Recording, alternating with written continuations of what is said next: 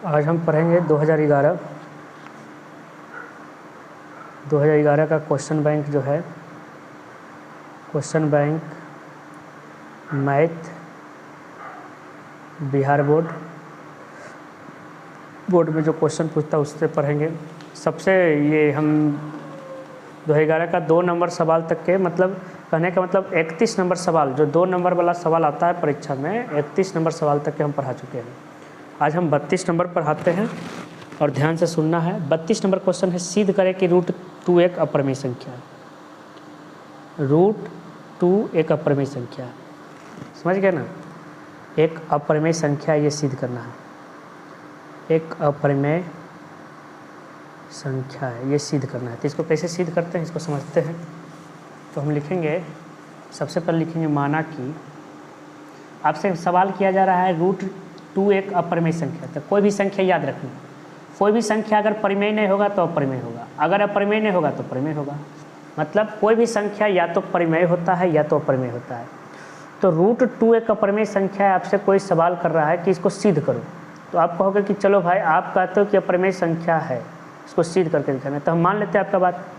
माना कि संभव हो तो √2 एक परिमेय संख्या है, एक परिमेय संख्या है। माना कि संभव हो तो √2 एक परिमेय संख्या। सिद्ध करना है परिमेय, लेकिन मानेंगे परिमेय। क्यों मानेंगे? जब परिमेय संख्या इसको माने हैं तो इसको P/Q के रूप में लिख सकते हैं। √2 बराबर P/Q। और ये परिमेय संख्या का परिभाषा होता है कि भाई जहाँ P और Q में कोई उभयनिष्ठ गुणनखंड नहीं है और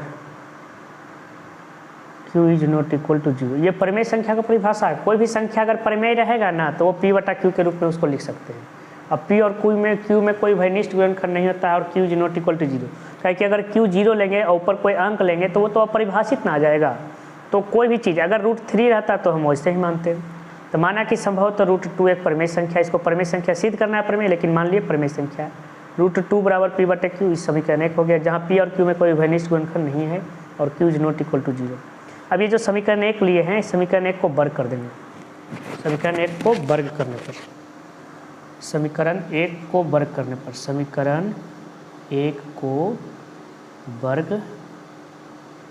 पर तो समीकरण एक को वर्ग कर देंगे तो √2 का स्क्वायर कर देंगे 2, P का स्क्वायर कर देंगे P², Q का स्क्वायर कर देंगे Q²। नीचे कुछ नहीं थे।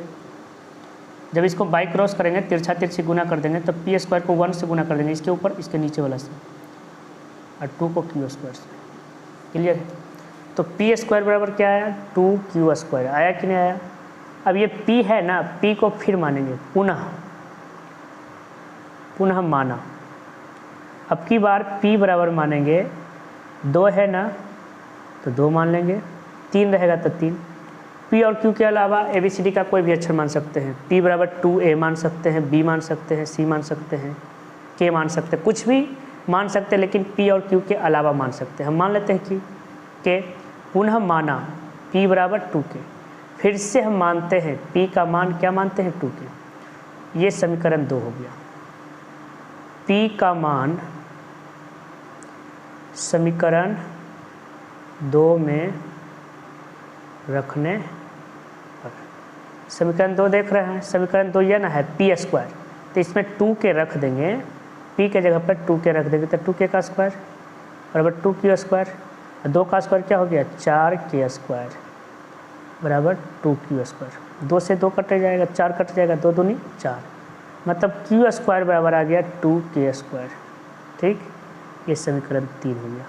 तो समीकरण 2 और समीकरण 3 देखो, P और Q में एक उभयनिष्ठ गुणनखंड 2 मिल रहा है कि नहीं, और ये हम क्या माने थे? कोई उभयनिष्ठ गुणनखंड नहीं है, तो इसका मतलब ये परिमेय संख्या नहीं है। तो परिमेय संख्या नहीं है तो अपरिमेय संख्या लिखेंगे। चूँकि P और Q में एक उभयनिष्ठ गुणनखंड, एक उभयनिष्ठ गुणनखंड, गुणनखंड 2 है, 2 है, लिख लिए। यह कथन विरोधाभास है, यह कथन विरोधाभास है, विरोधाभास है। मतलब विरोधाभास है मतलब क्या हुआ जानते हो?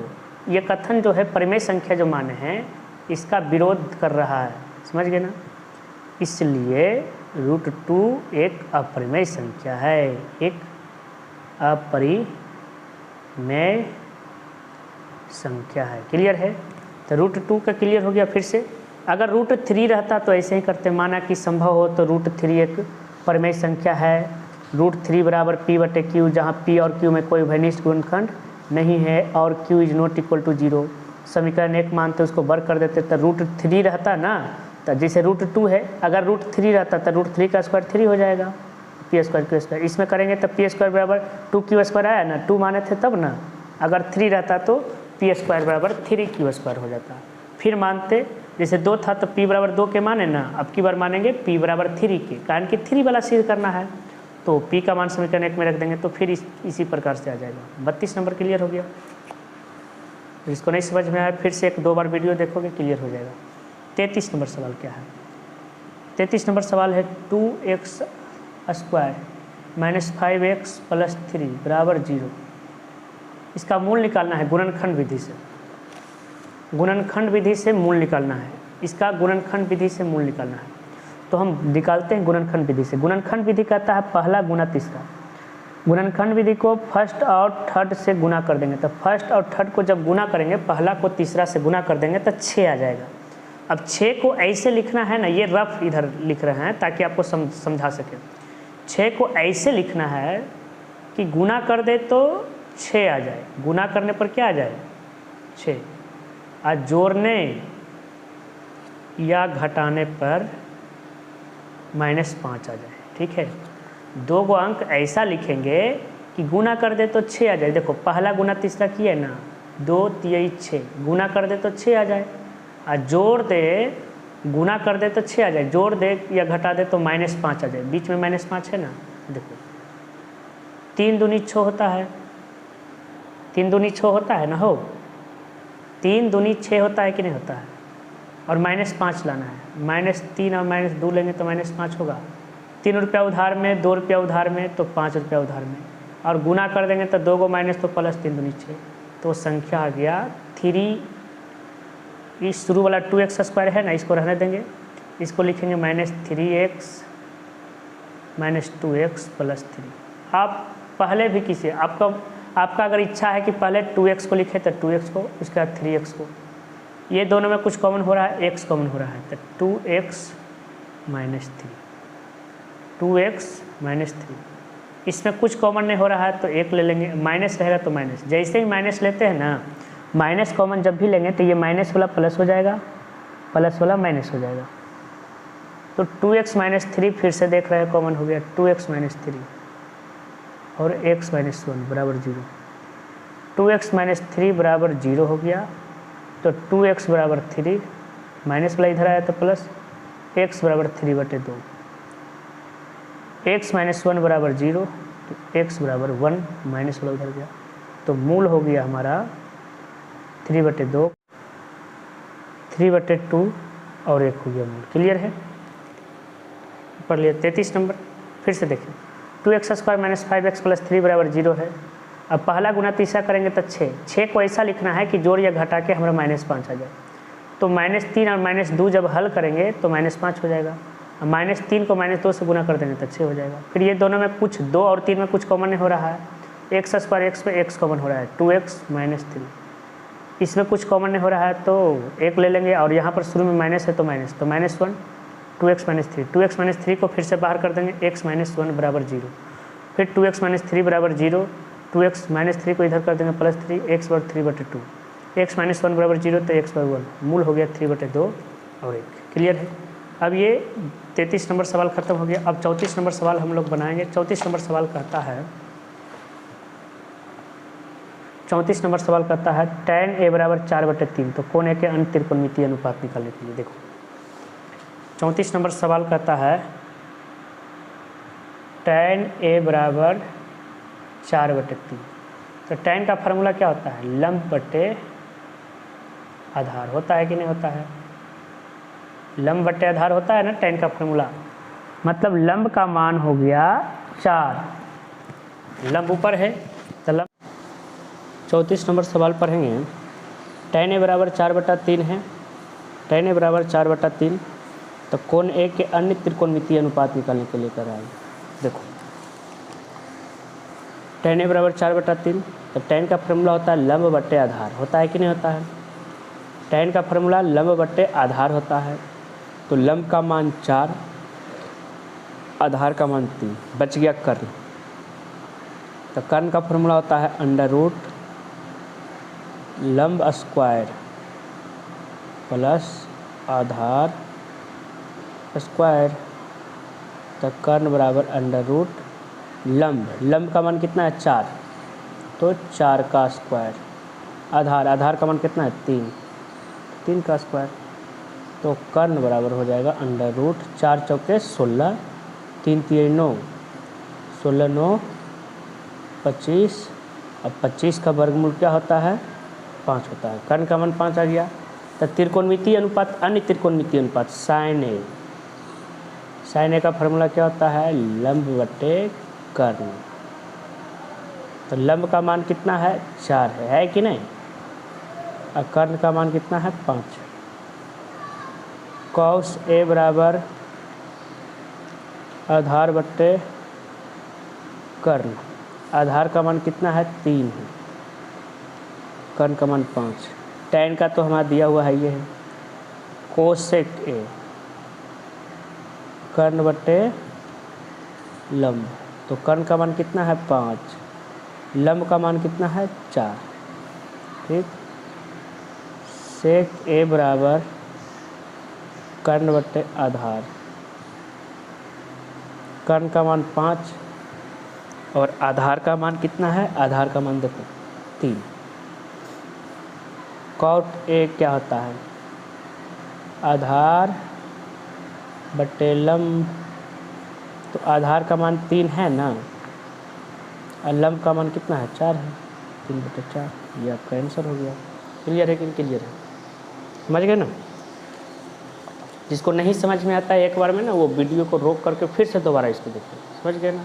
इससे क्या होगा, आपको फिर से समझ में आ जाएगा। क्लियर है? क्योंकि बार बार अगर हम एक ही क्वेश्चन को बार बार अगर बनाते हैं, जैसे एक बार में फर्स्ट क्लास समझा देते हैं, फिर से इसको देखिए, वीडियो समझ में नहीं आता तो फिर से इसको रिपीट करके देखिए, बैक करके फिर से देखिए। कारण कि हमारे पास टाइम नहीं रहता है कि बार बार हम ये कि बनाते रहें, इसलिए इसको देखिएगा। देखो इधर 34 नंबर हो गया। 35 नंबर क्या है? साइन 3a बराबर कॉस a माइनस 26 डिग्री, है कि नहीं? तो जहाँ 3 एक न्यून कोण है, तो a का मान निकालना है, a का मान निकालना है। देखिए इधर क्या है? साइन 3a बराबर cos a minus 26 degree. 35 number देखो,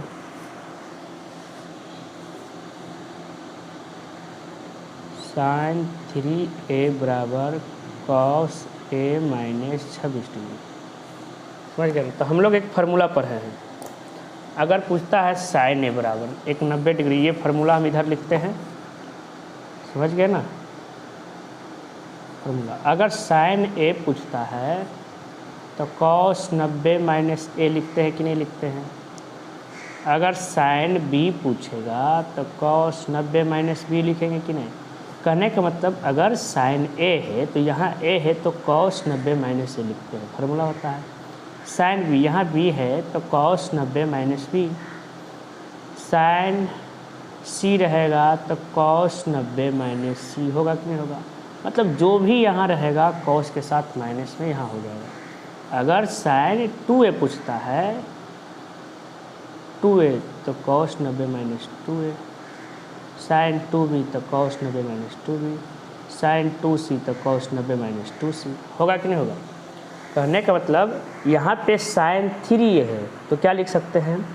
कॉस 90 माइनस 3a बराबर cos 90 माइनस, इसको ऐसे ही रहने देंगे, किसी एक को ही चेंज करेंगे, समझ गए ना, इधर वाला को भी चेंज कर सकते हैं।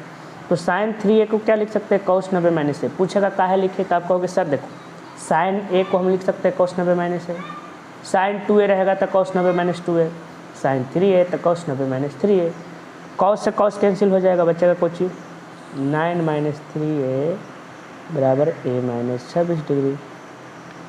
माइनस 3a है ना, a इधर चला आएगा तो प्लस, ये a के आगे प्लस है, ये इधर आ जाएगा तो माइनस है, माइनस 26 डिग्री इधर बच जाएगा। ये 90 प्लस में है ना, इधर चल जाएगा तो माइनस है। तो 3 उधार और a के आगे कुछ नहीं तो 1, 3 रुपया उधार में, 1 रुपया उधार में, तो क्या रुपया होगा, 4 रुपया उधार में। 26 रुपया उधार में, 90 रुपया उधार में, तो 90 10 100 होता है, 100 120 110 116 हो जाएगा। तो माइनस से माइनस कट गया, 4 से काटेंगे, 4 दूनी 8 और फिर 3 शेष बचेगा, 9 4 36। ए का मान कितना डिग्री आ जाएगा, 29 डिग्री। क्लियर है कि नहीं क्लियर है, ये हमारा आंसर हो गया, समझ में आ गया। ये आंसर है 29 डिग्री। एग्ज़ाम में आता है ये सब सवाल, जो भी है सारा सवाल इम्पोर्टेंट है। ये हम 35 नंबर बना लिए। अब 36 नंबर, के का मान ज्ञात करिए यदि बिंदु ए 2 3 बी 4 के सी 6 माइनस 3 संरेख है। तो देखो के का मान ज्ञात करना है, ये जो है ना ये संरेख है। तो यहाँ पे कह रहा है कौन कौन बिंदु दिया हुआ है। 36 नंबर देखेंगे, क्वेश्चन को हम एक बार लिख लेते हैं। ए का मान 2, 3, बी का मान 4, के, सी का मान 6, माइनस 3 और हमें निकालना है के का मान निकालना है। ये देखो ए 2 3 दिया हुआ है, बी 4 के दिया हुआ है, सी 6 माइनस 3 दिया हुआ है, के का मान निकालना है। क्लियर है। तो जब भी ऐसा सवाल रहे तो इसको हम त्रिभुज का, हम संरेख होने के लिए हम बताए थे कि त्रिभुज का क्षेत्रफल क्या होता है, 0 होता है। अगर त्रिभुज का क्षेत्रफल आप 7.3 अध्याय पढ़े हैं तो उसमें क्वेश्चन नंबर जो दूसरा है, दूसरा क्वेश्चन उसी टाइप का सवाल है। ये समझ गए ना, ये सवाल हम समझाएंगे ना, इसके बाद क्वेश्चन नंबर दूसरा बना लेंगे। क्लियर है, इसी टाइप का सवाल है, समझ गए ना। तो ए 2 3 बी 4 के सी 6 माइनस 3 के हो गया जाकर के 1। तो इसको निकालना है। तो सबसे पहले हम निकलते हैं, हम बताए थे शुरू में x1 x होता है by x by x by, तो 3 गो x हो गया ना, हो x x x, एक x का मान 2, एक x का मान 4, एक x का मान 6। तो इसको सुविधा के लिए x1 x2 x3 लिख लेंगे। तो x1 का मान हो जाएगा 2, x2 का मान हो जाएगा 4, x3 का मान हो जाएगा 6। ये x है, समझ गए ना, क्लियर है। और y1 का मान हो जाएगा ये 3, y2 का मान k, y3 का मान -3। क्लियर है। ये इसमें दिक्कत है, x1 x2 x3 में दिक्कत है तो बोलो x1 x2 x3 y1 y2 y3। Clear है ना, समझ गए ना। त्रिभुज का क्षेत्रफल, त्रिभुज का क्षेत्रफल का फॉर्मूला क्या होता है, 1/2 x1 by2 माइनस by3 होता है, plus x2 by3 minus by1 plus x3 by1 minus by2। ये होता है फार्मूला। ये फार्मूला को याद रखना है। त्रिभुज का क्षेत्रफल का निर्देशांक ज्यामिति में फार्मूला क्या होता है, 1/2 x1 by2 minus by3, x2 by3 minus by1, x3 by1 minus by2। Clear है, समझ गए ना, इसको याद रखना है। अब देखो ये संरेख न है, ये क्या है, संरेख है। सवाल में दिया हुआ है ए बी सी क्या है, संरेख है। तो त्रिभुज का क्षेत्रफल हो जाएगा 0। पूछेगा ये 0 कहाँ से लाए, तो बता दोगे कि जब भी बिंदु संरेख होता है तो त्रिभुज का क्षेत्रफल 0 होता है। क्लियर है कि नहीं क्लियर है, समझ गए ना। तो त्रिभुज का क्षेत्रफल 0 हो गया, 1/2 x1 का मान 2, फिर ब्रैकेट में by2 है कि नहीं, by2 का मान के। क्लियर है? माइनस बाई थ्री के मान -3। तो देखो इधर ये फार्मूला में माइनस है, अब बाई 3 का मान भी माइनस है, तो ये क्या हो जाएगा? प्लस। पूछेगा ये प्लस कैसे हुआ, तो कहोगे देखो सर बाई 2 का मान k है, फिर हम माइनस लिखे थे, अब बाई 3 के मान -3 है, तो ये माइनस पहले से था और ये भी माइनस, तो प्लस हो गया। 2 माइनस तो प्लस। x2 का मान 4, x2 का मान 4 है ना, बाई 3 के मान देखो -3 है, माइनस बाई 1 का मान क्या है? 3 है कि नहीं? तो इसमें माइनस में नहीं ना है, तो ये डायरेक्ट ऐसे होगा, इसमें चेंज नहीं होगा। क्लियर है? फिर देखो प्लस x3 है ना, x3 के मान ये है 6 है कि नहीं? 6। बाई 1 के मान देखो, बाई 1 के मान 3 माइनस बाई 2 के मान 3। क्लियर है? यहाँ तक क्या है समझ में? फिर से देखो त्रिभुज का क्षेत्रफल ये फार्मूला होता है, इसको याद रखेंगे। त्रिभुज का क्षेत्रफल ये 0 का है लिखे, पूछेगा ये 0 का है लिखे, तो आप कहोगे सर इसमें कह रखा है संरेख है। जब संरेख है तो त्रिभुज का क्षेत्रफल 0 होता है। फिर 1/2 x1 के मान कितना है बच्चा? 2। बाई 2 का मान k, माइनस बाई 3 के मान -3, तो यहाँ माइनस और फिर 2 को माइनस हो गया तो प्लस हो गया। प्लस x2 का मान 4, बाई 3 के मान -3, माइनस बाई 1 के मान 3, ऐसे ही था तो माइनस में रहा। फिर x3 के मान देखो यहाँ पे 6 है ना, तो x3 के सामने 6 लिख दिए। बाई 1 का मान कितना है? 3 है, तो बाई 1 के सामने 3 माइनस बाई 2 के सामने। क्लियर है? अब ये हो गया। अब यहाँ पे जगह नहीं है तो हम इसको यहाँ पे बनाते हैं, समझ गए ना? इसको एक बार फिर से वही चीज़ को लिख देते हैं ताकि हम समझाना है जो कि आसान हो जाए। ठीक है, जो इधर लिखे थे ना वही चीज़ को फिर से हम लिख देते हैं।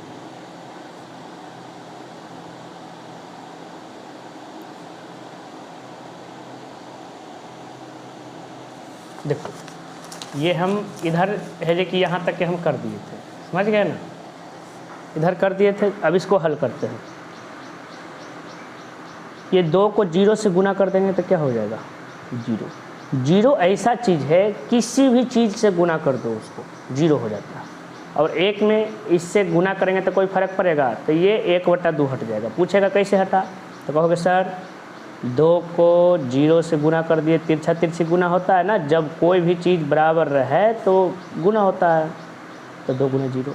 पूछेगा 1 कहाँ गया, तो कहोगे सर ये ब्रैकेट के मतलब गुना होता है, और 1 में इस टोटल से गुना कर देंगे तो बात बराबर। किसी भी चीज़ में अगर 2 में 1 से गुना करो 2, 3 में 1 से गुना करो 3, 50 में 1 से गुना करो तो 50, तो ये कोई फ़र्क नहीं पड़ता है। तब देखो 2 है ब्रैकेट के प्लस 3 है, तो ब्रैकेट के मतलब हम क्या बताए हैं? गुना बताए हैं। याद रखना ब्रैकेट के मतलब गुना होता है। तो 2 गुना k कर देंगे तो 2k होगा कि नहीं? ये हम समझने के लिए इसे कर रहे हैं, ठीक है ना? आप लोग नहीं करना। 2 गुना यहाँ देखो, यहाँ भी प्लस यहाँ भी प्लस, तो 3 दूनी 6 हो जाएगा। क्लियर है? समझ गए ना? अब देखो यहाँ पर आप इसको ऐसे भी कर सकते हो या डायरेक्ट इसमें हो जाएगा। देखो इसमें k प्लस 3 था तो ये जुटेगा नहीं ना, इसलिए इसको बारी बारी से गुना किया। इसमें देखो ये जुट सकता है, तो 4 ब्रैकेट के मतलब गुना, 3 रुपया उधार 3 रुपया उधार, 6 रुपया उधार। हुआ कि नहीं हुआ? पूछेगा, कहोगे सर ये आप ऐसे गुना किए, ये आप ऐसे कैसे गुना कर दिए, तो कहोगे सर देखो k प्लस 3 जो होता है ये जुटेगा तो नहीं, इसलिए इसको हम बारी बारी से गुना करें, ठीक है ना? यहाँ 3 ये तो जुटेगा, इसलिए इसको जोड़ दिए अंदर, क्या कि ऐसे करेंगे तो थोड़ा सा बड़ा हो जाएगा। क्लियर है? इसमें देखो प्लस, यहाँ देखो 3 माइनस के है, तो 3 में से के घटेगा नहीं? घटेगा। जब भी जोड़ घटा होता है अंक रहेगा ना तभी जा कर के होगा। ABCD का अक्षर रहेगा तभी जा कर के ABCD के अक्षर, यहाँ ये अंक ये ABCD के अलग अलग है, इसलिए कभी भी जोड़ घटाव इसमें नहीं होगा। तो इसको क्या करेंगे भाई, इसको हम जो करेंगे यहाँ पे इसको करेंगे बारी बारी से गुना कर देंगे, जैसे इसमें किए थे। 6 गुना 3 करेंगे तो 6 18, ठीक है? फिर इसको इससे कर देंगे, समझ गए? तो यहाँ प्लस है यहाँ माइनस है, तो गुना में 1 माइनस तो माइनस और 2 माइनस तो प्लस। याद रखना 1 माइनस तो माइनस, 2 माइनस तो प्लस। तो ये प्लस है, ये माइनस है, तो एक ही माइनस ना है। 6 गुना के कर देंगे तो 6 के। आया समझ में? पूछेगा इसमें बारी बारी से क्या है कि ये बता दोगे। हम देखो ये 0 2 के प्लस 6। अब इसमें देखो ये गुना था ना, इसको गुना कर देते हैं। पहले हम लोग बचपन में पहले पढ़ चुके हैं कि प्लस माइनस गुना भागा जो भी रहे तो सबसे पहले गुना का काम करना है। गुना में यहाँ देखो प्लस है, यहाँ माइनस है, तो कितना माइनस हुआ? 1 माइनस। तो 1 माइनस तो माइनस, 2 माइनस तो प्लस। याद रखना है, गुना में 1 माइनस तो माइनस, 2 माइनस तो प्लस। 6 चौके 24 प्लस 18 माइनस 6। ठीक है ना। अब इसमें देखेंगे अपने अपने आदमी को देखेगा। ये देखो ये के है, ये के है कि नहीं, और ये सभी अंक है। तो इसका आदमी यह है, इसके परिवार के सदस्य हो गए। तो ये 2 रुपया प्लस में है, आगे कुछ नहीं तो प्लस, तो 2 रुपया पास में। 6 रुपया के आगे कुछ नहीं तो माइनस, 6 रुपया उधार में। 2 रुपया पास में, 6 रुपया उधार में, तो कितने रुपया हो जाएगा? 4 रुपया उधार में। 4 के हो जाएगा। क्लियर है। और ये देखो 6 रुपया पास में, 24 रुपया उधार में, 18 रुपया पास में। तो 18 6 24 रुपया पास में, 24 रुपया उधार में, तो ये 0 रुपया हो जाएगा। हो जाएगा कि नहीं? अब ये 0 का कोई वैल्यू, 0 किस में जोड़िए घटाइए, ये -4 के आया। आया कि नहीं आया? अब के का मान निकालना था ना, तो -4 को इधर भेज देंगे। तो 0/-4 बराबर के। और 0 के नीचे कुछ भी, 0 में कोई भी चीज़ से भागा दीजिए, आंसर 0 आता है। मतलब के का मान आ गया 0। ये हमारा हो गया आंसर। क्लियर है? समझ गए ना। याद रखना, त्रिभुज का क्षेत्रफल जब 0 रहेगा तो संरेख, तो संरेख कर रहा है तो त्रिभुज का क्षेत्रफल 0 हो गया। आगे देखो, आगे कह रहा है त्रिभुज ABC है ना, त्रिभुज ABC। तो त्रिभुज ABC कर रहा है तो त्रिभुज ABC बना लेंगे। समझ गए ना। जो जो कहेगा वो बनाएंगे। जैसे 38 नंबर सवाल कर रहा है त्रिभुज ABC, तो त्रिभुज ABC बना देंगे। ये A हुआ, ये B हुआ, ये C हुआ, त्रिभुज ABC। अब क्या कह रहा है? त्रिभुज ABC की भुजा BC, भुजा BC, भुजा BC, भुजा BC। त्रिभुज ABC की भुजा BC। समझ गए ना। त्रिभुज ABC की भुजा BC, तो BC देख रहे हैं ना। कह रहा है BC पर D इस प्रकार स्थित है, BC पर D इस प्रकार स्थित है। बार बार पेज उड़ जा रहा है। BC पर D इस प्रकार स्थित है। क्या कर रहा है? BC पर D इस प्रकार स्थित है। BC पर D कहीं स्थित है। देखो BC पर D, चलो भाई यहाँ दे दिए। इस प्रकार स्थित है, इस प्रकार स्थित है कि कोण ADC बराबर कोण BAC। कह रहा है कोण ADC बराबर कोण BAC। देखो कह रहा है A यह ना है, फिर D यह है, तो A को D से मिला देंगे। ADC मतलब ये वाला कोण। समझ गए ना। ये वाला जो कोण है BAC ये समूचे हो गया। ये वाला कोण ये समूचे कोण के बराबर है। समझ में आ गया? कहने का मतलब ये वाला जो है, ये वाला जो है, ये समूचे के बराबर है। याद रखना है, ये समूचे के बराबर है। समझ में आ गया? क्लियर है? आगे देखो, और CA² बराबर CB, ये सिद्ध करना है, सिद्ध करना है।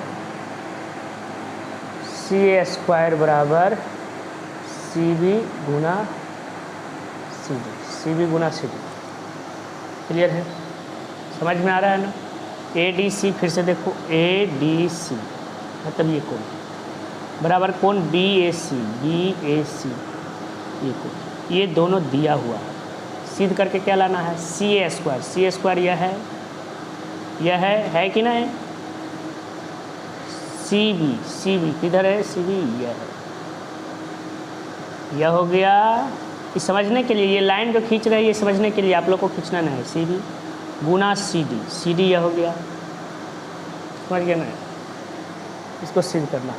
तो जब भी ऐसा सवाल रहे, ध्यान देना, जब भी ऐसा सवाल रहे तो इसको क्या करेंगे जो हम बताते हैं, इसको करेंगे जो हम जो चीज़ यूज हुआ है, जैसे CA² यूज हुआ है ये वाला, CB यूज हुआ है ये वाला, CD, इससे कौन त्रिभुज का निर्माण हो रहा है वो त्रिभुज को ले लेंगे। तो हम देख रहे हैं कि ये यूज हुआ, इसका मतलब ये त्रिभुज ये ए सी डी, त्रिभुज ए सी डी। आगे देखो ये त्रिभुज, ये भुजा और ये भुजा, तो इसका मतलब ये बड़ा वाला त्रिभुज, तो त्रिभुज ए बी सी में। क्लियर है कि नहीं क्लियर है? पूछेगा त्रिभुज ए सी डी क्यों लिए, तो आप कहोगे कि देखो सर सी ए यूज हो रहा है, तो सी ए यह हुआ ना, यहाँ से यहाँ तक के। सी बी यूज हो रहा है, ये हो गया। सी डी यूज हो रहा है, ये हो गया। हुआ कि नहीं हुआ?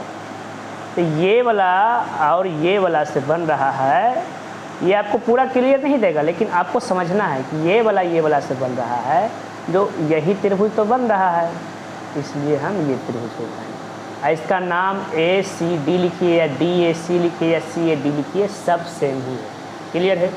अब कहोगे कि ए बी सी का है हुआ, तो देखो ये वाला लिए थे कि नहीं, सी भी था कि नहीं, तो ये वाला यूज हुआ, ये वाला यूज हुआ, तो इससे ये सिग्नल दे दिया कि भाई ये त्रिभुज उठाओ, ये त्रिभुज का नाम है ए बी सी।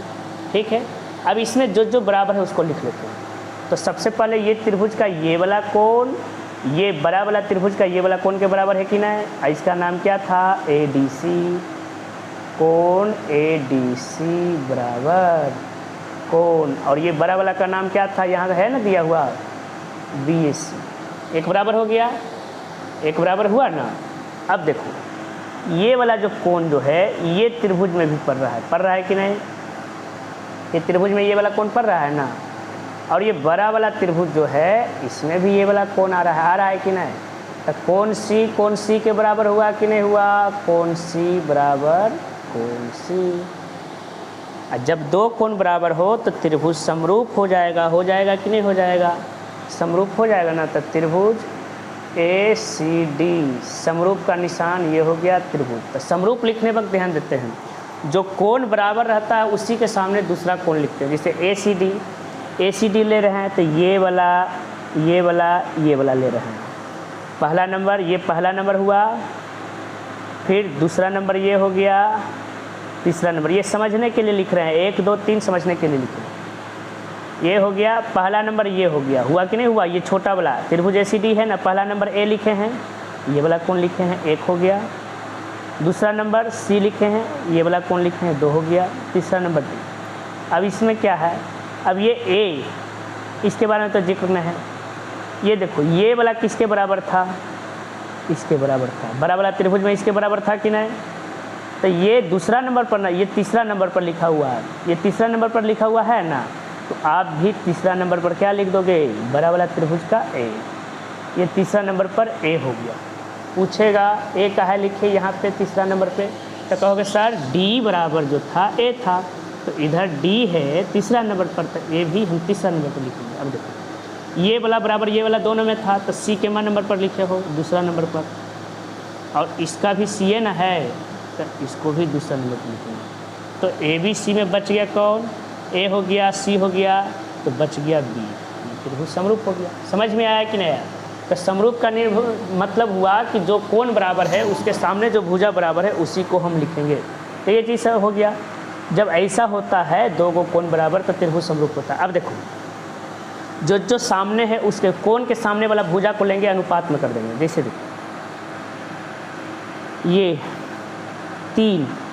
3 है ना, ये 3 जो था ये वाला ब्लैक वाला, ये ब्लैक के बराबर था कि नहीं, तो इसके सामने कौन सा, पहले ये त्रिभुज लिए थे ना, तो इसके सामने देखो कौन सा भुज आ रहा है, इसके सामने ए सी आ रहा है या सी ए आ रहा है कि नहीं, इसके सामने सी ए, ये वाला बराबर ये वाला था ना समूचे, इसके सामने सी ए आ रहा है कि नहीं, तो सी ए बट्टा, और ये वाला जो हमारा ब्लैक वाला है इसके सामने कौन सा आ रहा है, ये देखो आ रहा है ना सी बी या बी सी कुछ भी लिख सकते हैं बराबर। अब ये 2 है ना, 2 के सामने देखो, ये त्रिभुज में, ये छोटा वाला त्रिभुज में 2 के सामने यहाँ पे देखो, 2 के सामने ये आ गया, ए डी हुआ कि नहीं हुआ। अब बड़ा वाला त्रिभुज में 2 के सामने देखो, ए बी हुआ कि नहीं, ए बी हुआ ना हो। अब शेष बचा था कौन, ये वाला ना शेष अपने आप में बराबर होता है। छोटा वाला त्रिभुज में देखो ये दोनों का तो हो गया था, तो छोटका वाला में शेष यही ना बचा, तो इसके सामने अब बड़का वाला में शेष ये बचा, बड़का वाला में शेष ये बचा, बड़का वाला में शेष ये, तो छोटा के सामने ये देखो, इसके सामने जाएंगे ये त्रिभुज में, छोटा वाला त्रिभुज में, ये क्या हो जाएगा, CD हो जाएगा कि नहीं। अब बड़ा वाला में शेष ये ना बचा है, ये बड़ा वाला में, तो जब इसके सामने जाएंगे तो ये CA हो जाएगा कि नहीं, इसके सामने जाएंगे तो CA हो जाएगा, हुआ कि नहीं हुआ, ये हो गया। जब त्रिभुज समरूप रहता है, दो कोण बराबर, तो त्रिभुज समरूप, तो ये 3 कंडीशन निकल के आता है, भुजानुपात में आपस में बराबर होता है, इसको आप याद रखिएगा। अब जो चीज़ यूज हुआ है, देखो CA यूज हुआ है, सही है, CB यूज हुआ है, सही है, AD है इसमें नहीं, तो ये वाला चीज़ को नहीं देंगे। देखो CD है ना, CA है ना, तो हम ये दोनों को उठाएंगे। हमारा मतलब ज़रूरत, ये तीनों आपस में बराबर है, लेकिन ज़रूरत का चीज़ हमारा ये दोनों है। पूछेगा कि ये क्यों नहीं है, तो कहोगे सर AD कहीं यूज हो रहा है, तो जो ज़रूरत का चीज़ नहीं है उसको नहीं लेंगे, तो ये दोनों को उठाएंगे। CA बट्टे CB बराबर CD बट्टे CA, तिरछा तिरछी गुना कर देंगे ना, तो CA को जब गुना कर देंगे CA से, तिरछा तिरछी गुना कर देंगे, तिरछा तिरछी गुना मतलब ऐसे CA गुना CA स्क्वायर हो जाएगा ना, समझ गए ना, CB गुना CD हो जाएगा, CB गुना CD, यही चीज़ तो सिद्ध करना था, यही चीज़ तो सिद्ध करना था। क्लियर हो गया, समझ में आया कि नहीं आया, फिर से इसको एक बार देख लेंगे अगर नहीं समझ में आया। क्लियर है, अब आगे वाला क्वेश्चन को हम देखते हैं। आगे वाला क्वेश्चन है ये ABC एक समद्विबाहु समकोण त्रिभुज है, मतलब समद्विबाहु समकोण त्रिभुज है। देखो यहाँ पर क्या कर रहा है, ये 38 नंबर में हो गया हो। ABC एक समद्विबाहु समकोण त्रिभुज है, मतलब समकोण त्रिभुज है लेकिन समद्विबाहु है। समद्विबाहु मतलब दो भुजा बराबर, तो ये कर्ण तो सबसे बड़ा न होता है, तो कर्ण कभी बराबर होगा किसी का, इसका मतलब ये वाला भुजा के बराबर है।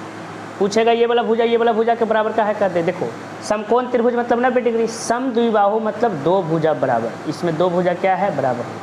ये वाला इसके बराबर है कि नहीं। आप पूछेगा कि ये वाला इसके बराबर क्यों हुआ, इसके बराबर क्यों नहीं हुआ, तो कर्ण सबसे बड़ी भुजा है, और सबसे बड़ी भुजा जो है वो कभी किसी का बराबर थोड़ा ही होगा। ये दोनों बराबर हो सकते हैं, बड़ा छोटा भी हो सकता है, लेकिन ये किसी का बराबर नहीं होगा। अब देखो कह रहा है C समकोण है, तो C समकोण है तो C को यहाँ रख देंगे, समकोण मतलब 90 डिग्री, C को यहाँ रख देंगे ना। बाकी बच गया ABC में बच गया A और B बच गया, कहीं भी रख दो, आपको जहाँ इच्छा करे वहाँ रख दीजिए। और ये समद्विबाहु न है, मतलब हमारा AC जो है वो BC के बराबर है कि नहीं, AC बराबर BC। अब देखो जब ये समकोण त्रिभुज होगा, ये सिद्ध करना है, AB स्क्वायर सिद्ध करें AB स्क्वायर बराबर 2AC स्क्वायर, सिद्ध करना है कि नहीं। देखो इधर ध्यान दो, ये त्रिभुज देख लिए, ये समकोण त्रिभुज है ना, तो समकोण त्रिभुज में क्या होता है, कर्ण स्क्वायर बराबर लंब स्क्वायर प्लस आधार स्क्वायर होता है कि नहीं होता है, होता है ना। कर्ण का मान क्या है, AB है, AB स्क्वायर, लंब का मान क्या है, AC है, AC स्क्वायर, आधार का मान क्या है, BC है कि नहीं। क्लियर है, समझ में आ गया। अब हम देख रहे हैं जो AC और BC दोनों आपस में बराबर है, तो जहाँ AC है ना वहाँ BC भी लिख सकते हो, जहाँ BC है वहाँ AC भी लिख सकते हो, लेकिन यूज AC ना हुआ है तो BC जहाँ है वहाँ क्या लिख सकते हैं, AC स्क्वायर बराबर BC के जगह क्या लिख देंगे, AC। पूछेगा BC के जगह AC आप काहे लिखे सर, तो कहोगे सर AC और BC बराबर है, कहने का मतलब इसका अगर उम्र 10 वर्ष है तो इसका भी उम्र, इसका उम्र 10 वर्ष, इसका उम्र 10 वर्ष, दोनों का सेम है, तो BC के जगह AC भी लिख सकते हैं, या AC के जगह BC भी लिख सकते हैं। तो वो काहे नहीं लिखे, क्योंकि यहाँ हमारा BC का कोई यूज ही नहीं। तो AB square, AC square 1, AC square 1, 2 AC square हो गया, और ये आपका प्रूफ हो गया। क्लियर है? इसको एकदम क्लियर करके रखिएगा। जो भी सवाल बता रहे हैं, क्वेश्चन बैंक का सारा सवाल इंपॉर्टेंट है, समझ गए ना? नंबर अच्छा लाना है मैथ में, क्वेश्चन बैंक आपका 100% क्लियर होना चाहिए, समझ गए ना? क्वेश्चन बैंक समझ में आएगा कब? जब पूरा चैप्टर पढ़ोगे तब। चैप्टर का भी धीरे धीरे जैसे जैसे हमें टाइम मिलता है तो धीरे धीरे वीडियो डाल दिया करेंगे। अब यहाँ पे देखो अगला क्वेश्चन 39 नंबर 39 जो क्वेश्चन है इसको थोड़ा सा देखिएगा। 39 नंबर सवाल को देखेंगे। 39 नंबर सवाल जो कह रहा है 56 मीटर भुजा वाले एक वर्गाकार लॉन के दो ओर, वर्गाकार लॉन मतलब हो गया प्लॉट, 56 मीटर भुजा वाले वर्गाकार लॉन है। वर्गाकार लॉन इसका नाम देते हैं ABCD। वर्गाकार मतलब हो गया ना सभी भुजा बराबर है, मतलब ये 56 मीटर है ना हो तो ये भी 56 मीटर, ये भी 56 मीटर, ये भी 56 मीटर। यहाँ तक के समझ में आया? ये फिगर क्यों बनाया? कहा है कि वर्गाकार लॉन वर्गाकार प्लॉट कर रहा था। 56 मीटर का है लिखे, कहा है कि 56 मीटर भुजा दिया हुआ है, ठीक है ना? अब देखो 56 मीटर भुजा वाले एक वर्गाकार लॉन के दो ओर बनी हुई दो वृत्ताकार फूलों की क्यारियाँ हैं। प्रत्येक वृत्ताकार क्यारी का केंद्र वर्गाकार लॉन के विकर्ण पर प्रतिच्छेद बिंदु है। यह है ना, इसके दोनों तरफ जो बना हुआ है वृत्ताकार, कहने का मतलब ये जब अगर गोल बनाएंगे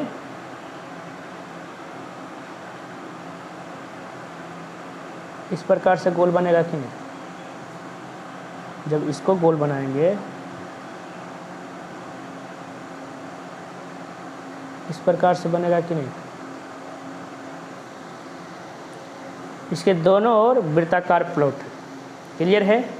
समझ गए ना? वृत्ताकार है जो कि क्यारी है, इसके दोनों ओर मतलब प्लॉट के दोनों ओर क्या है? वृत्ताकार क्यारी है। प्लॉट के दोनों तरफ वृत्ताकार क्यारी है, क्लियर है? याद रखना है, सवाल में रखा है। वृत्ताकार क्यारी है मतलब ये हो गया, जिसका विकर्ण का प्रतिच्छेद, इसका केंद्र जो है ना, इसका केंद्र जो है विकर्ण का प्रतिच्छेद बिंदु है। इसको ये फिगर को समझाते हैं, रुको। वर्गाकार प्लॉट ले लिए, नाम दे दिए ABCD, क्लियर है? और ये इसका जो है केंद्र बिंदु है, इसका जो केंद्र बिंदु, इसका केंद्र बिंदु यहाँ पे टकराता है।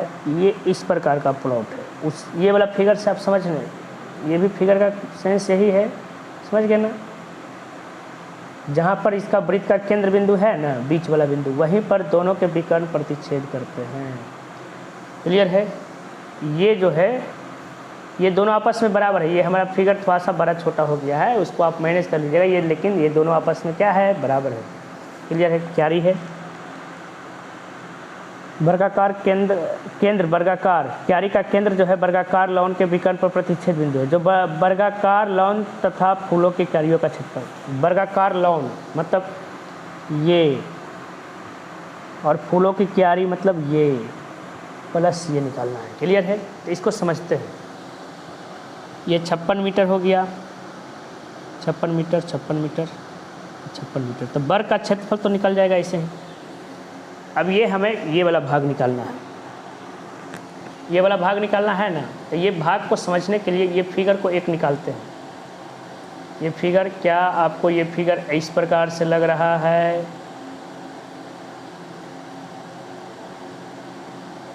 ये 56 मीटर, ये O दे देते हैं। किसी एक भाग को निकालिए, ये भाग ये भाग, चलो इस चीज़ को निकालते हैं। ये O हो गया, ये A हो गया, ये B हो गया। ये फिगर जो है ना, इसको यहाँ से निकाल करके, इसको यहाँ से निकाल करके इसको ऐसे रख दिए, समझ गए ना? क्लियर है कि नहीं? क्लियर है।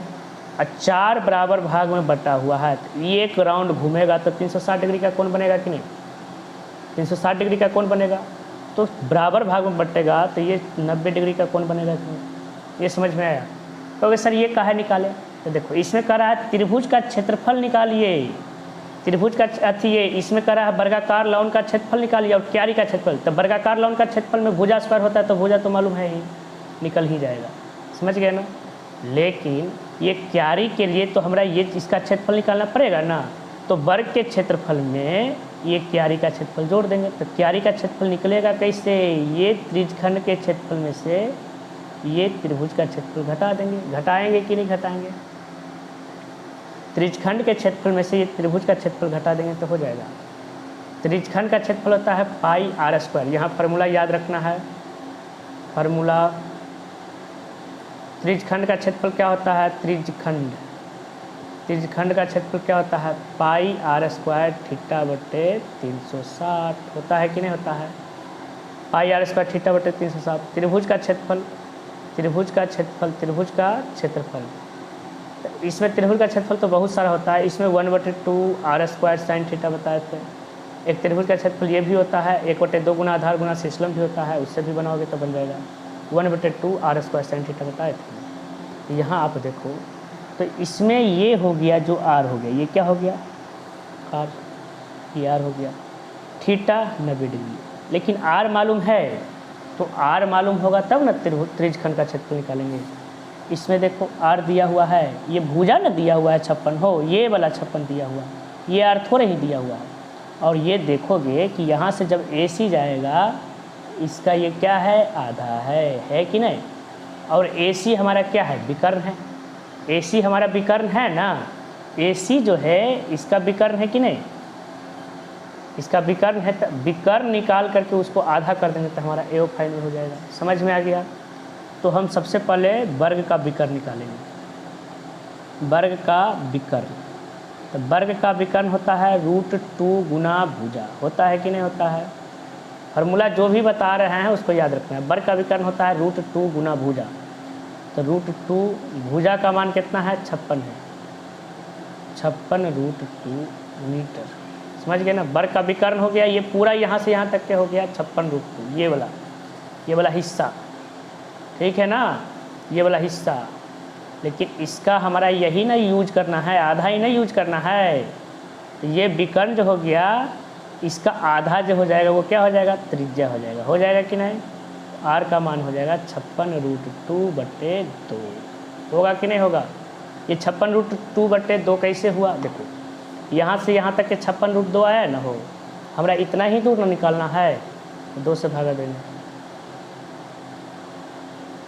28 √2 मीटर, अब निकल जाएगा। समझ गए ना। तो क्यारी का क्षेत्रफल क्या होगा, पहले वर्ग का क्षेत्रफल निकाल लेते हैं। वर्ग का क्षेत्रफल क्या होता है, भुजा स्क्वायर होता है कि नहीं। तो भुजा का मान तो 56 न दिया हुआ है, तो 56 का स्क्वायर, जब 56 के स्क्वायर कर देंगे तो 6 छक्के 36 के 6 हाथ में 3, 35 दूनी 60, 60 हाथ 3, 63 के 3 हाथ में 6, 55 25 6 31। ये वर्ग का क्षेत्रफल निकला कि नहीं निकला, वर्ग का क्षेत्रफल निकला ना। अब हमारा ये क्यारी का निकालना है। क्यारी का क्षेत्रफल क्या हो जाएगा, त्रिज्यखंड के क्षेत्रफल में से ये त्रिभुज का क्षेत्रफल घटा देंगे कि नहीं। अब निकालना है क्यारी का क्षेत्रफल। क्यारी का क्षेत्रफल क्या लिखेंगे, त्रिज्यखंड माइनस त्रिभुज AOB का क्षेत्रफल। समझ में आया। तो त्रिज्यखंड का क्षेत्रफल क्या होता है, पाई आर स्क्वायर थीटा बटे 360 होता है ना, और त्रिभुज का क्षेत्रफल 1/2 आर स्क्वायर साइन थीटा। तो हम थीटा के मान तो 90 डिग्री लाए हैं, आर का मान 28 √2 आया है ना। देखो आर का मान कितना आया है, आर का मान 28 √2 और थीटा का मान हम लोग निकाले हैं ना 90 डिग्री। क्यों हुआ 90 डिग्री पता है ना, ये टोटल राउंड घूमेगा तो 360 डिग्री, तो 4 बराबर भाग में बट गया तो 90 डिग्री। तो आर का मान 28 √2 और थीटा का मान 90 डिग्री। ये देखो पाई का मान 22/7 होता है, आर का मान 28 √2 हुआ ना, आर स्क्वायर है तो 2 बार है 28 √2, समझ गए ना। थीटा का मान 90 डिग्री है ना, बटे 360 माइनस 1/2 आर का मान कितना है 28 √2 गुना 28 √2 गुना साइन थीटा न है तो साइन 90 डिग्री। क्लियर है, यहाँ जगह नहीं था इसलिए नहीं लिखा। क्लियर है ना। अब देखो 7 चौके 28, ठीक है, 90 चौके 360, ठीक है। 4 से 4 कट गया, समझ गए ना। अब हमारा जो है बच्चा ये इधर बच्चा, अब यहाँ बच्चा क्या 22 गुना 28 रूट 2, एक रूट 2 भी बचा हुआ है, देखो 22 रूट 2 28 रूट 2 बस। अब इधर देखो 14 दूनी 28, 90 करके 14 रूट 2 है ना, 14 रूट 2 बच्चा गुना 28 रूट 2 sin 90 का मान 1 होता है। समझ में आया, क्लियर है। तो इसको गुना कर देंगे, 22 को 28 से गुना कर देंगे, समझ गए ना। फिर रूट 2 गुना रूट 2 क्या होता है 2 होता है ना, क्लियर है। रूट 2 गुना रूट 2 2 होता है। 22 को 28 से गुना कर देंगे, तो 22 को 28 से गुना करो, देखो 22 को 28 से गुना करते, इधर रफ कर रहे हैं, आप लोग को रफ नहीं करना है। यहाँ पे 22 गुना 28 कर देंगे,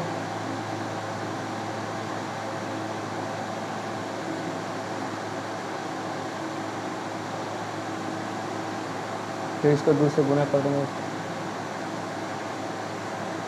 1232 आ जाएगा माइनस 14 गुना 28 और रूट 2 गुना 2 कर देंगे तो 2 हुआ। 14 दूनी 28, 28 गुना 28 38 64 के 4 हाथ में 6, 8 दूनी 16 दूनी 32 और 6 38 के 8 हाथ में 3, 2 दूनी 4 3 7, 12 में से 4 गया 8, 12 में से 8 गया 4, 11 में से 4 मीटर स्क्वायर क्यारी का क्षेत्रफल रहेगा, समझ गए ना। तो सवाल में क्या था, वर्गाकार लौन और फूलों की क्यारियों का क्षेत्रफल का योग ज्ञात करना है, योग करा है सवाल में ना। ये हम रफ किए हैं यहीं पर, समझ गए ना। पलट कर रफ करेंगे तो फिर आपको दिक्कत हो जाएगा, इसलिए हम यहीं पर रफ किए हैं। आपको यहाँ पे नहीं रफ करना है, नहीं तो नंबर काट लेगा एग्जाम में। करा है वर्गाकार लौन प्लस फूलों की क्यारी, फूलों की क्यारियों का क्षेत्रफल, क्लियर है। तो वर्गाकार लौन का निकाले थे ना अभी जस्ट, देखो 3136 आया था, 3136, इसका आया है 448, जोड़ देंगे 8 6 14, 4 3 7 1 8, 4 1 4 3 7 1 8, 4 1 5, 3 मीटर स्क्वायर, यही हो गया। क्लियर है कि नहीं क्लियर है, 3584 मीटर स्क्वायर, समझ में आ गया। इसको पूरा क्लियर करके रखेंगे। अब अगला सवाल को समझने का प्रयास करते हैं।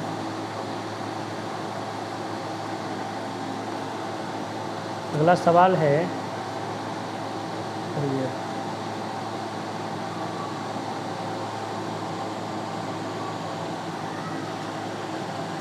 थोड़ा सा और देखना है, क्यारी 2 गुना है हो, तो इसमें 2 से गुना कर देंगे। थोड़ा सा देखना है, क्यारी 1 में 8 दूनी 16, 4 दूनी 8 1 9, 4 दूनी 8 1 8, समझ गए ना। क्यारी 2 गुना है तो 2 से गुना कर देंगे। इसको जब जोड़ेंगे यहाँ पे आएगा 6 6 12 9 3 12, 12 1 13, 38 8 39 40 मीटर स्क्वायर। पूछेगा 2 यहाँ से क्या है किए गुना, तो कहोगे सर फूलों की क्यारी तो 2 गुना है, दोनों तरफ ना बना हुआ था। फूलों की क्यारी देखो दोनों तरफ है ना बना हुआ, समझ गए ना। उस समय हम ध्यान नहीं दिए थे, क्लियर है। आगे देखिए 40 नंबर को समझना है। शंक्वाकार लट्टू के ऊपर, शंक्वाकार लट्टू, 40 नंबर को समझो, जैसे जैसे सवाल कहेगा वैसे वैसे बनाएंगे। 40 नंबर सवाल करा है शंक्वाकार लट्टू, ये शंक्वाकार लट्टू के ऊपर एक अर्धगोला अध्यारोपित है, ये सब फिगर नहीं बनाएंगे। ये शंक्वाकार लट्टू हुआ कि नहीं हुआ, ये शंक्वाकार लट्टू हो गया। इसके ऊपर एक अर्धगोला अध्यारोपित है, इसके ऊपर जो है एक अर्धगोला अध्यारोपित, क्लियर है। ये शंक्वाकार लट्टू हो गया, इसके ऊपर अर्धगोला अध्यारोपित है। लट्टू की पूरी ऊंचाई 5 सेंटीमीटर है, लट्टू की पूरी ऊंचाई 5 सेंटीमीटर, मतलब कहाँ से कहाँ तक के 5 सेंटीमीटर है, यहाँ से लेकर के यहाँ तक के 5 सेंटीमीटर। कहने का मतलब ये जो हमारा हाइट है, ये लट्टू बन गया ना, ये टोटल हाइट हमारा 5 सेंटीमीटर है, 5 सेंटीमीटर है, 5 सेंटीमीटर। क्लियर है? लट्टू का टोटल हाइट हमारा कितना है? 5 सेंटीमीटर। समझ में आ गया ना? ये अलग सवाल, पीछे वाला सवाल का है, इसको थोड़ा सा ध्यान रखना है। शंक्वाकार लट्टू बना दिए। कैसे? शंकु के ऊपर अर्धगोला अध्यारोपित था। समझ गए ना? शंकु के ऊपर एक अर्धगोला अध्यारोपित था। कर रहा है टोटल ऊंचाई 5 सेंटीमीटर। अब क्या कर रहा है? जिसका व्यास 3.5 सेंटीमीटर, व्यास हो गया यहाँ से यहाँ तक 3.5। तो टोटल हाइट जो है इसका कितना हो गया? और फिर कह रहा है कि लट्टू का पृष्ठीय क्षेत्रफल। देखो इधर समझो, अब समझो, थोड़ा सा समझाने में नहीं बन रहा है। देखिए एक शंकु है, शंकु पर अर्धगोला अध्यारोपित है, अर्धगोला कह रहा है इसका टोटल हाइट कितना है? 5। तो टोटल हाइट हमारा कितना है? टोटल हाइट 5 सेंटीमीटर और व्यास कितना है? 3.5 सेंटीमीटर है कि नहीं? तो त्रिज्या हो जाएगा 3.5/2 सेंटीमीटर। क्लियर है ना? व्यास 3.5 है तो त्रिज्या एज तक के ना होगा हो। समझ गए ना? तो ये भी तो 3.5/2 हो जाएगा। समझ में आ रहा है ना? तो 3.5/2 ये हो गया। टोटल हमारा 5 है और जिसमें से ये 3.5/2 इतना हो गया, तो ये कितना होगा? तो 5 में से घटा देंगे। मान लो ये पूरा 10 फीट, 2 फीट ये हो गया, तो ये 8 फीट होगा ना? क्या किए? 10 फीट में से 2 फीट घटा दिए, तो ये टोटल 5 सेंटीमीटर है। और ये 3.5/2 है ना, 3.5/2 घटा देंगे तो ये निकल जाएगा ना। इसका हाइट को h से सूचित करते हैं। h बराबर हो जाएगा क्या चीज़? 5। ये टोटल हाइट माइनस 3.5/2। ये क्या है कि ये फिर से देखो, टोटल अगर मान लो ये 100 फीट का रहता और ये अगर 60 फीट रहता तो ये कितना हो जाता? तो 40 फीट कहते कि नहीं? तो 100 में से 60 घटा दिए तो 40 आया। तो ये टोटल 5 सेंटीमीटर है और ये 3.5/2 है, 3.5/2 है। जब घटा देंगे तो इसका हाइट आएगा नीचे कुछ नहीं तो 1 2 का लघुत्तम 2, 5 दूनी 10 माइनस 3.5, ये हो जाएगा 6.5/2 सेंटीमीटर। ये समझ में आया कि नहीं? एच का मान 6.5/2 सेंटीमीटर है। कैसे जो क्लियर है? आगे देखो, करा लट्टू का पृष्ठीय क्षेत्रफल। लट्टू का पृष्ठीय क्षेत्रफल मतलब जो दिख रहा है ना लट्टू का भाग, उसका क्षेत्रफल निकालना। तो लट्टू का कौन सा भाग दिखेगा? ये वाला भाग दिखेगा। समझ गए ना? ऊपर वाला भाग दिखेगा। तो ये वाला भाग जब भी दिखे, जैसे ये लट्टू इसी टाइप का ना है, तो ये वाला भाग दिख रहा है, ये वाला भाग दिख रहा है, तो ये वाला मतलब होता है वक्र। ये वाला दिख रहा है लट्टू का भाग, ये वाला दिख रहा है, तो ये वाला मतलब होता है वक्र। समझ गए ना? ऐसा नहीं कि कुल लगा देंगे, कुल लगा देंगे कब? ये इधर से लौक रहेगा तब। समझ गए ना? ये है जो कि यहाँ पर ये दिख रहा है, तो इसका भी वक्र लगेगा। तो इसका पृष्ठीय क्षेत्रफल क्या हो जाएगा? शंकु प्लस अर्धगोला का वक्र पृष्ठीय क्षेत्रफल होगा कि नहीं होगा? लट्टू का पृष्ठीय क्षेत्रफल क्या लिखेंगे? शंकु प्लस अर्धगोला, अर्धगोला का पृष्ठीय क्षेत्रफल। शंकु प्लस अर्धगोला का पृष्ठीय क्षेत्रफल। शंकु का पृष्ठीय क्षेत्रफल होता है πr/l, अर्धगोला का होता है 2πr²। समझ में आया? शंकु का होता है πr/l, अर्धगोला का 2πr²। r मालूम है लेकिन l मालूम नहीं है, तो सबसे पहले l निकालेंगे। तो l बराबर क्या होता है? h² plus r²। h का मान कितना है? 6.5/2 आया है ना? 6.5/2 का स्क्वायर। और छोटकी r का मान कितना आया? 3.5/2 का स्क्वायर। समझ गए ना? फिर इसको हल करेंगे तो 6.5 का स्क्वायर करेंगे तो हो जाएगा 42.25 हो जाएगा, तो 4 माइनस इसको हल करेंगे तो हो जाएगा 12.25/4। इसको घटा देंगे तो जा करके आ जाएगा कितना? 42 में से 2 2 0, 4 में से क्या 3, 30/4 आएगा। 30/4 होगा। समझ गए ना? 42.25 में से 12.25 घटा देंगे तो √30/4 होगा। 30 का वर्गमूल नहीं होता है, √30/4 का वर्गमूल 2 होता है, √30/2 होगा। पाई कॉमन हो जाएगा, पाई आर कॉमन ले लेंगे, एल प्लस यहाँ बचेगा 2r। देखो पाई को बाहर कर दिए, r 1 था, इसमें 2 था, बाहर कर दिए, एल बचा प्लस 2r में से 1r बाहर हो गया। पाई का मान 22/7, r का मान तो निकाले ही है 3.5/2, एल का मान अभी आया है √30/2, आया कि नहीं? प्लस 2 गुना r का मान 3.5/2। क्लियर है? समझ में आ रहा है? इसको करेंगे 7×5 = 35, 0.5, 11 दूनी 22, 11 को इससे गुना कर देंगे, 11×5 = 55, 5.5। इसको फिर हल करेंगे तो √30/2 है, √30/ क्या है 2 है।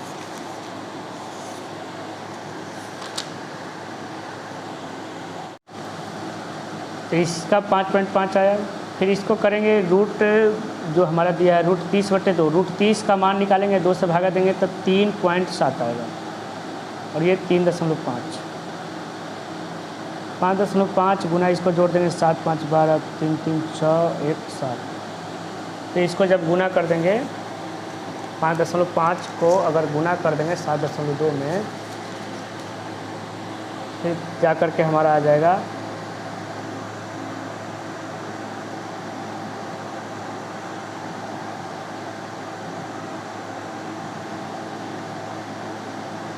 5 दूनी 10, इसको गुना करो, 55 को 72 से गुना करो, 5 दूनी 10, 110, 7 × 35, 7 × 35 3 38, 6 9 39.60 होगा सेंटीमीटर स्क्वायर। क्लियर है?